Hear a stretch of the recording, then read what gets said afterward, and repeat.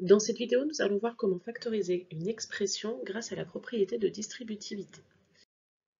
Nous allons donc, dans cette vidéo, utiliser la propriété de distributivité dans le sens de la factorisation, c'est-à-dire transformer une somme en une multiplication en repérant dans chacun des deux termes présents le facteur commun. Voyons cela sur un exemple pour plus de simplicité, un exemple que vous pourrez également retrouver dans la vidéo précédente. Donc 3x plus 7x. Pour voir s'il y a un facteur commun entre les termes 3x et 7x, il faut déjà faire réapparaître les signes multiplication. Ça nous donne donc 3 fois x plus 7 fois x.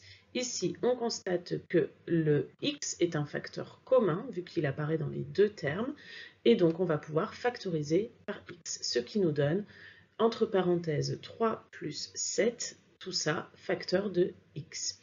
3 plus 7 est une opération que l'on peut faire, ça nous donne donc 10 fois x ou plus simplement 10x. Voyons maintenant d'autres exemples un peu moins évidents. Première expression, 4L plus 40. A priori, ici, à première vue, il n'y a pas de facteur commun. Or, on sait que 4L sous-entend la multiplication 4 fois L. De plus, comme nous connaissons bien nos tables de multiplication, nous savons que 40 peut également s'écrire 4 fois 10. Ainsi, en faisant apparaître les multiplications, on obtient 4 fois L plus 4 fois 10. Ce qui nous permet de voir qu'il y a un facteur commun, ici le nombre 4, et qu'on peut donc factoriser par 4 grâce à la propriété de distributivité. Cela nous donne donc 4 fois L plus 10. Nous ne pouvons pas simplifier davantage cette écriture. Deuxième exemple, 15z au carré moins 40z. A priori, ici, pas de facteur commun non plus. Or, nous savons que nous allons pouvoir faire réapparaître les multiplications qui sont sous-entendues. Ainsi, z au carré, nous savons que nous pouvons l'écrire z fois z. Et 40z, on sait qu'on peut l'écrire 40 fois z. De plus, en observant attentivement les nombres qui sont mis en jeu, on constate que 15 est dans la table de 5 et que 40 est également dans la table de 5.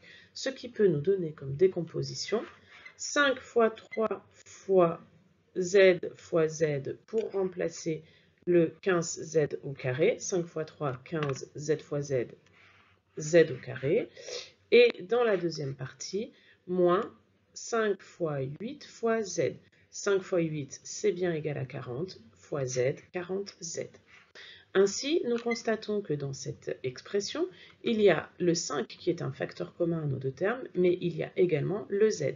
Ainsi, on a donc deux facteurs communs, 5 et z, ce qui donne 5 fois z, et donc 5z. On peut donc factoriser grâce à la propriété de distributivité par 5z. Pour réécrire ce qu'il y a à l'intérieur de notre parenthèse, il nous suffit de prendre ce qu'il reste de chacun des deux termes.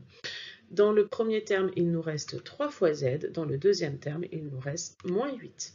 Ainsi, après factorisation et simplification des écritures, nous obtenons pour 15z au carré moins 40z l'expression factorisée 5z fois 3z moins 8. Voyons enfin un dernier exemple. Il s'agit de moins 3x moins 6. Ici encore, pas a priori, à première vue, de facteur commun. Or, on sait que 6 est dans la table de 3, et même dans la table de moins 3. On va ainsi pouvoir écrire moins 3 fois x plus moins 3 fois 2, pour remplacer le moins 6. On constate donc qu'il y a un facteur commun ici qui est moins 3. On va donc pouvoir, grâce à la distributivité, factoriser par moins 3. Et donc, ce qui nous donne moins 3 facteur de x plus 2.